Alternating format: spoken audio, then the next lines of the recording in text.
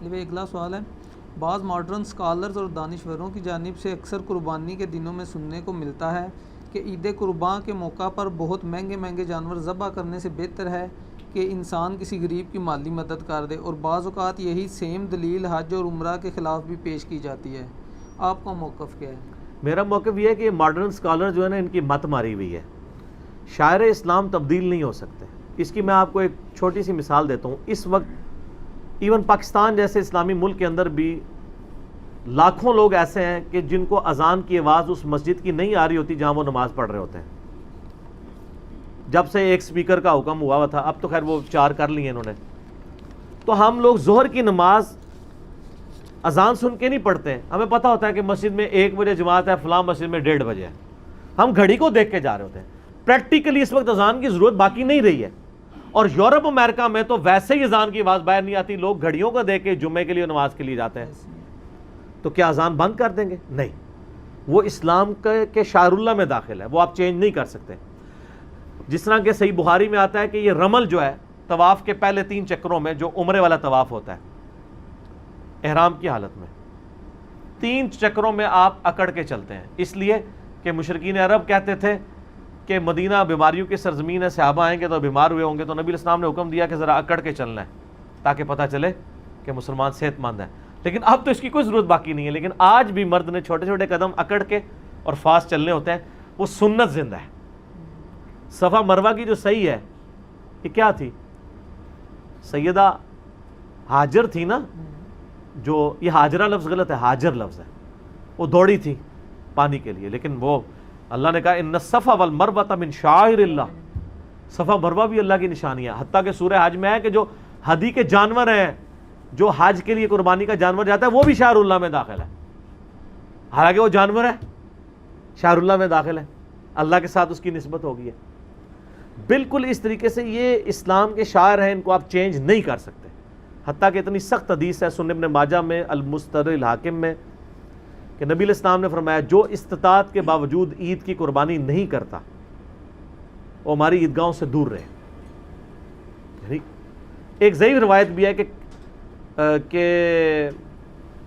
عید والے دن اللہ تعالیٰ کو خون بہانے سے بڑھ کے کوئی اور عمل عزیز نہیں ہے، لیکن وہ روایت ضعیف ہے، لیکن اپنے اصول میں یہ بات ٹھیک ہے، کیونکہ صحیح مسلم میں آتا ہے کہ نبی علیہ السلام نے جو آخری حج کیا تھا 100 اونٹ مولا علی کے ذریعے یمن سے منگوائے تھے، اور صحیح مسلم کے الفاظ ہیں کہ 63 اونٹ آپ نے اپنے مبارک ہاتھوں سے نہر کیے، کیونکہ آپ کی عمر مبارک 63 تھی، ہر سال کے حساب سے 1 اونٹ دیا، اور باقی 37 مولا علی نے کیے۔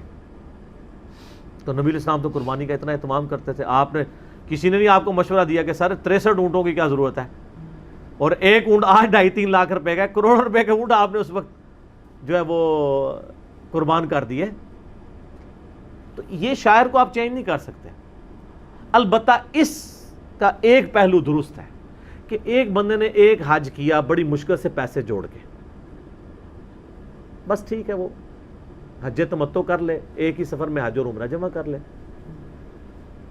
آپ پورا سال پیسے جوڑتے رہنا اور پھر عمرے پہ چلے جانا، پھر پیسے جوڑتے رہنا پھر عمر پہ جانا، یہ ایک عام آدمی کو زیب نہیں دیتا۔ اگر کوئی امیر آدمی ہے اور وہ ہر سال عمرہ اور حج افورڈ کر سکتا ہے اور غریبوں پہ بھی خرچ کرتا ہے، وہ ضرور کرے۔ ایک عام آدمی کا کیا کام ہے کہ وہ پورے سال پیسے اس لیے جوڑے کہ جا کے وہ خود مکے مدینے کی سیر کر کے آئے؟ اینڈ رزلٹ تو مجھے نیکیاں چاہیے نا۔ اگر آپ کو ہزاروں حج اور عمرے کے برابر نیکیاں فرض حج کو چھوڑ کے، اس کا تو برابر کوئی نہیں ہو سکتا۔ وہ تو بخاری مسلم میں حدیث ہے، اسلام کی بنیاد 5 چیزوں میں ہے، 5 چیزوں پہ۔ نمبر 1 کلمہ، نمبر 2 حج، نمبر 2 جو ہے وہ نماز، نمبر 3 زکوٰۃ، نمبر 4 جو ہے رمضان کے روزے، اور نمبر 5 حج۔ ایک حج تو فرض ہے، میں نفلی حج کی بات کر رہا ہوں، کوئی اس کو پکڑا نہ لے بعد میں۔ کیوں خام خواہ پیسے جوڑ رہا ہے اس کام کے لیے؟ وہ پیسے کسی غریب کے اوپر لگائے اگر اس نے فرض حج کر لیا ہوا ہے، اور اس سے زیادہ ثواب کما لے، کیونکہ اینڈ رزلٹ تو ثواب ہے نا۔ تو میں نے تو الحمدللہ یہی نیت کی ہے۔ میں جب 2014 میں عمرے کے لیے گیا تو میں نے اپنے وائف سے خانہ کعبہ میں وعدہ لیا تھا کہ اب ہم نے پوری زندگی حج عمرے کے لیے نہیں آنا۔ حج 2007 میں کر لیا تھا، عمرہ 2014 میں کر لیا، اور وہ بھی اس کی ضد تھی، میں تو 2014 میں بھی نہیں جا رہا تھا۔ میں نے کہا ضرورت ہی نہیں ہے، فرض تو نہیں، ہم کر چکے ہیں پہلے۔ اس سے بہتر مصرف موجود ہے۔ پیسے کا سب سے بہترین مصرف میں اپنے سب کانٹیننٹ میں سمجھتا ہوں، مدارس کو آپ ضرور دیں، لوگوں کی خدمت کریں. سب سے بہترین مصرف یہ ہے کہ آپ کسی غریب بچے کی تعلیم کا خرچہ اٹھائیں. ہمارے ملکوں میں پاورٹی سرکل سے, غربت کے اس دائرے سے باہر نکالنے والی ایک ہی چیز ہے اور وہ تعلیم ہے. کاروباری کا بچہ تو کاروباری بن جائے گا, ایک غریب آدمی کیسے بڑا کاروباری بن سکتا ہے؟ وہ ایک آدھی کوئی دانہ نکلتا ہے. لیکن تعلیم ایسی چیز ہے, 1000 بچوں کو آپ اچھی تعلیم دلوائیں, ان میں سے 900 بچے اس لیول پہ پہنچ جائیں گے کہ وہ اپنے خاندان کو پاورٹی سرکل سے نکال لیں. تعلیم ایسی چیز ہے. اور میں جانتا ہوں کئی بچے ایسے ہوتے ہیں ان کے ماں باپ اعلیٰ تعلیم افورڈ نہیں کر پاتے, وہ بچے مزدوری میں لگ جاتے ہیں حالانکہ وہ اپنی کلاس کے ٹاپرز ہوتے ہیں. ایسے بچوں کو تلاش کریں, ان کی فائنینشیل مدد کریں, کتابیں فیسوں کا ارینجمنٹ کریں, تو آپ ایک پورے کے پورے خاندان کو غربت کے سرکل سے باہر نکال لیں گے. تعلیم کے علاوہ کوئی ذریعہ نہیں. تو آپ یہ مصرف رکھیں, یہ بھی رکھیں. یہ جو ہر سال حج عمرے ہیں نا, یہ بھی میں اس کو کنڈیم کرتا ہوں, لیکن اگر کوئی اللہ کی راہ میں بھی لاکھوں لگاتا ہے اور وہ عمرہ بھی کرتا ہے تو اس کو بھی غلط نہیں کہنا چاہیے. یہ بھی ان علماء کا ایکسٹریمزم ہے کہ وہ کہتے ہیں نہیں جی وہ جو ایک عمرہ کر رہا ہے وہ بھی اللہ کی راہ میں ہی لگا دے. نہیں سر, وہ اللہ کی راہ میں آلریڈی بہت لگا رہا ہے تو اس کا دل ہے تو وہ پیدل میں. لیکن ایک بندہ پورا سال ہی پیسے جوڑ کے تو عمرہ کرنے چلا جاتا ہے, اس کو تو ہم کہیں گے کہ اس سے بہتر ذریعہ ہے نیکیاں کمانے کا, وہ کرو, تم ان کاموں پہ پیسے لگاؤ. ہمارا ملک تو میں آپ کو بتاؤں 40 چیریٹی کے اوپر رہا ہے. یہ چیریٹی اگر نہ ہو نا, یہ ملک نہیں چل سکتا. پاکستانی سب سے زیادہ چیریٹی میں مال دینے والے ہیں, کیونکہ یہاں پہ جو لوگ, آپ کو پتہ ہے ہمارے شہروں میں تو یہی ہے, اب اسلام آباد میں چلو ریٹ تھوڑے زیادہ ہیں, باقی عام شہروں میں تو آپ کو 1500 2000 2500 3000 میں کپڑے دھونے والی آپ کو مل جاتی ہے پورے مہینے کے لیے, کہ وہ ہفتے میں 2 دن آ کے کپڑے دھو دے گی, برتن دھو دیتی ہے. اتنے سارے کام صفائیاں کر کے بھی 1500 2000. سر 30 دن ایک گھر کی صفائی کرنا اور 1500 2000 کچھ بھی نہیں ہے, لیکن وہ کر رہی ہوتی ہیں. کیوں کر رہی ہوتی ہیں؟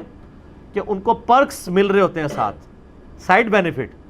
وہ صرف وہ نہیں مل رہا ہوتا, جب جس گھر میں وہ کام کر رہی ہوتی ہیں, جب ان کا کوئی بچہ کوئی رشتہ دار باہر سے آتا ہے وہ کتنا کچھ گفٹ کرتا ہے. پھر سائڈ پہ کئی ایک خرچہ اللہ نے ان کا لگایا ہوتا ہے اس اعتبار سے کہ وہ کر رہے ہوتے ہیں. یعنی میں اپنے گھر میں, ہمارے گھر میں یعنی 3-4 یعنی کام کرنے والی ہیں, تو کئی ایک کے یعنی میری والدہ نے یعنی ان کے بچوں کی اسکول کے فیس کا خرچہ, یعنی وہ ہم سے ویسے تو مزدوری کی مد میں تو 3000 روپے لے کے جا رہی ہوں گی, لیکن فیسوں کے مد میں اس سے کئی زیادہ. کبھی کسی کا فریج خراب ہو گیا, اس کو فریج نیا لے دیا ہے. تو یہ سائڈ بینیفٹس بھی چل رہے ہوتے ہیں, چیریٹی پہ چل رہا ہوتا ہے. میں یہ مطلب کوئی مشہوری کے لیے نہیں, ویسے آپ کو میں ایگزامپل کے طور پہ ایک بات پیش کر رہا ہوں کہ پیسے حج عمروں کی بجائے ان کاموں میں لگائیں. البتہ جو بندہ بہت امیر ہے, حج عمرہ بھی افورڈ کر سکتا ہے اور غریبوں کو بھی دے سکتا ہے, اس کے حج عمرے پہ پابندی نہ لگائیں اور اس کو یہ تانا نہ دیں کہ تو کیوں ہر سال حج پہ چلا جاتا ہے. صحابہ کرام میں ایسے لوگ تھے جو ہر سال حج کرتے تھے. یہ علیحدہ بات ہے کہ وہ رہنے والے وہاں کے تھے, وہاں کے رہنے والوں کو ہر سال حج کرنا چاہیے. عبداللہ بن عمر اگر حج کے لیے آتے تھے تو پاکستان سے تو نہیں جاتے تھے نا, وہ وہیں سے ہی جاتے تھے, امیر حج ہوتے تھے. تو بعض لوگ ان کی مثالیں بھی دے رہے ہوتے ہیں, یعنی صحابہ تو صحابہ وہیں سے, یعنی اب اگر کعبہ ہوتا ادھر پاکستان کے اندر تو ہم بھی ہر سال کر لیتے, خرچے کو نہیں تھا ہوتا. یہ بتائیں نا کہ صحابہ کرام مطلب وہ 3-4 ملکوں سے آتے ہوں حج کرنے کے لیے. نہ سر, جو حجۃ الوداع پہ دوسرے ملکوں میں چلے گئے انہوں نے مڑ کے تو نہ قبر رسول کی زیارت کی ہے اور نہ خانہ کعبہ کی. یہ آپ ہی تڑپتے رہے ہیں. ان کو پتا تھا کہ نبی علیہ السلام کا مشن زیادہ ضروری ہے. اس مشن کے لیے ان کی قبریں, پھر کسی کی جا کے رشیا میں قبر بنی ہے, کسی کی افغانستان میں بنی ہے. تو آپ ویسے کہتے رہتے ہیں کہ ہم مدینہ شریف میں جا کے دفن ہوں, اچھی خواہش ہے, لیکن اس سے بڑی کاز یہ ہے کہ آپ نبی علیہ السلام کے مشن کے لیے محنت کریں. ٹھیک ہوگی.